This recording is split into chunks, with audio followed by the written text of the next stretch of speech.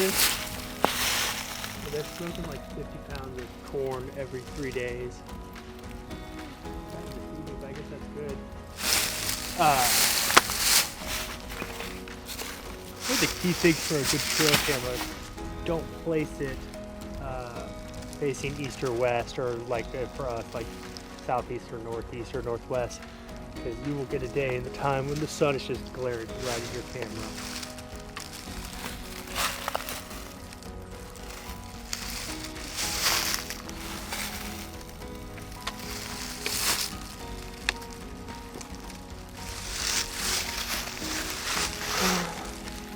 But we try to do, I said earlier, like 50 acre, 80 acre grids. If you don't have 50 or 80 acres, try to do all your exit entry routes on your farm, at least all your bedding areas.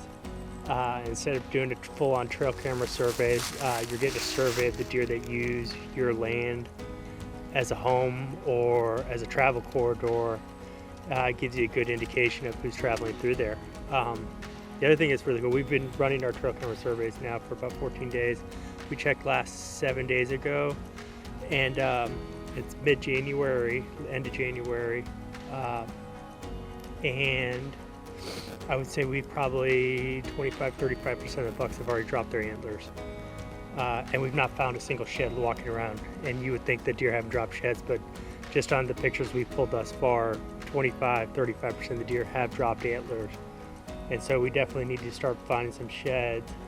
But I would have told you that that's impossible. I would have started looking for sheds in mid-February. So we know we're missing sheds right now.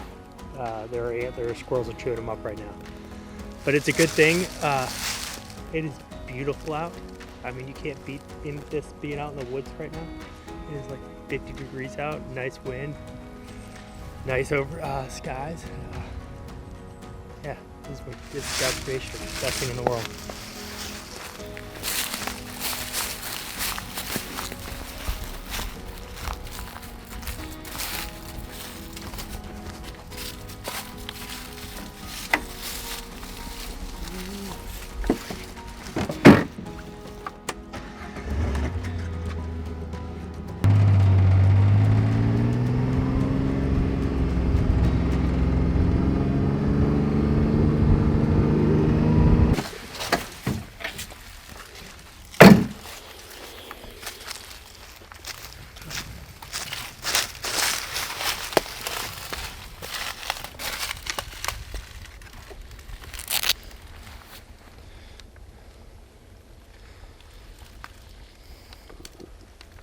$562 pictures. And man, that makes my eyes hurt to squish like that. 562 pics. The biggest thing with a trail survey is time is your friend. The longer you do it, the higher the confidence interval is. You've known to capture all the deer. I say like 14 days, you've captured like 95% of your deer. 10, 14 days, 21 days. I know there's obviously a law of diminishing returns, like anything post probably 18, 21 days, you're obviously not like, you might pick up a new deer here and there, but they obviously don't live there. They're coming only on every 21 days or so. They're not living on your land. But still excited to pick them up on your camera and to get a good inventory of what's in your area. But I wouldn't continue to be putting corn out habitually just for a trail camera survey.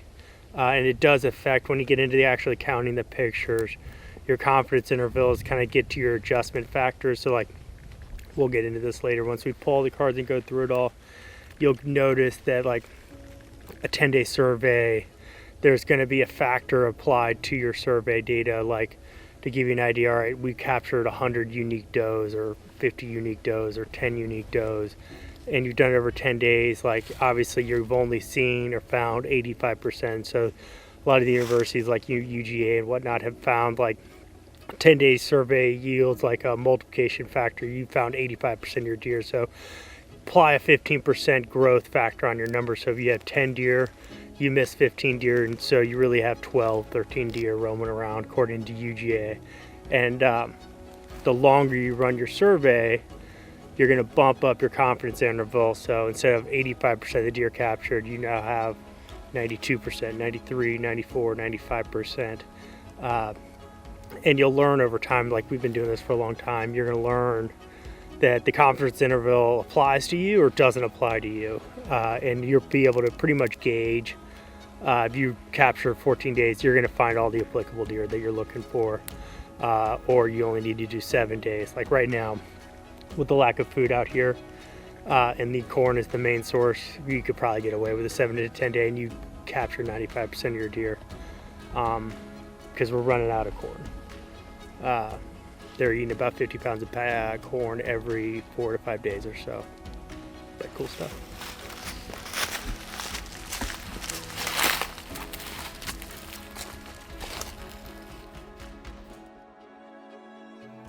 Yo guys, this week is a pretty awesome week. We headed out to our farm and have been refreshing the trail camera survey corn. The deer have just been killing it, way more consumption than I ever expected. And so we're having to put out corn now every 2 to 3 days, just to maintain that survey data point. With the lack of any food out there, they're just crushing the corn. But to keep them coming in and try to draw everything in, we're trying to hit that 14-day time period with constant corn there. And so now with the corn going out in every day or two, we're having to be much more around our bait sites and around the cameras, which isn't ideal, but just the sheer fact of the corn being consumed so much, like we gotta do it. Another kind of point that I would always mention that is something that I've noticed pretty significantly in past surveys that could be leading into our corn consumption is bully does. I've definitely seen does that will totally hog a food source.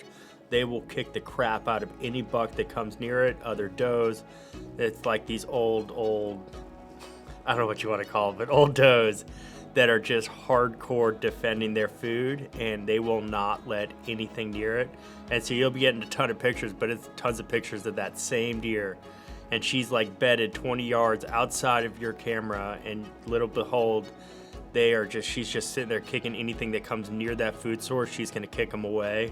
And so you get a ton of pictures of the same deer, and she will hammer it and eat all that corn. So yeah, just be on the lookout for that. If you do have those old does out there and they are just consuming all that corn, be cognizant of it. I don't know what else you can do about it other than maybe move your camera, try to shoo her away or something, because normally they won't go very far from the corn at these times of year. So when we were finishing up on our trail camera survey this past week, we wrapped it up and we had some time, and it was beautiful out, had a great wind. And so we've been anticipating and planning for one area to try to get some really cool pictures of some deer. And we were actually making our walk in. We spooked like 7 deer just sitting on the corn pile in this area. And I thought it was a bust. And we waited for Gabriel to get all his stuff situated because he wanted to get his cameras out and get everything good to go. And we made our way out into this tiny little hidey hole food plot. And when we got out there, we had put 200 pounds of corn out 2 days before that, and it was all gone. And so now we're sitting here looking at this tiny little field. No corn's there. We just scared 7 deer away, and we're like, all right, I mean, we're out of here. There's no deer that's going to come in. It's kind of a waste of time at this point.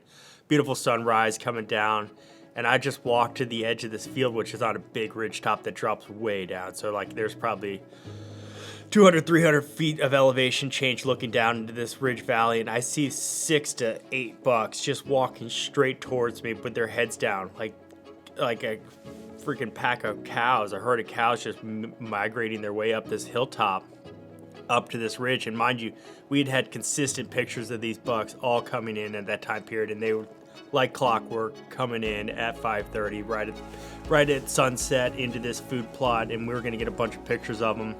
And so we scrambled, like literally dropped our backpack and ran over to the edge of the field.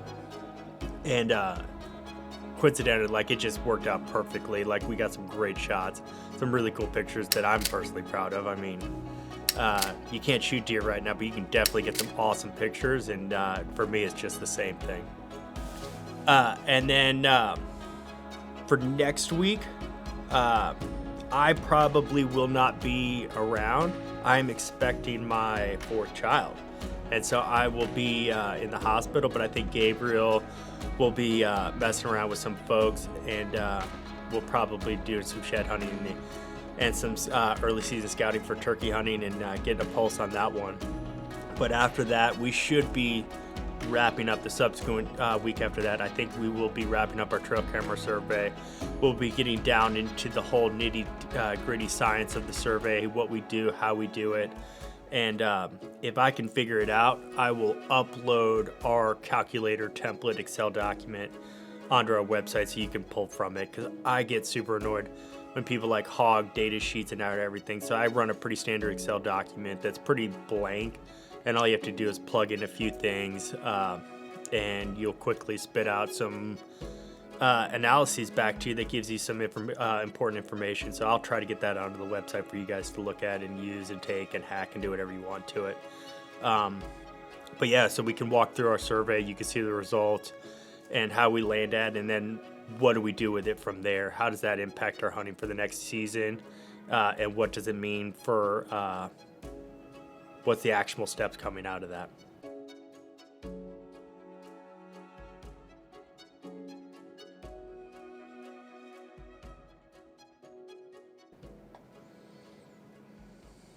Good? I think that's good.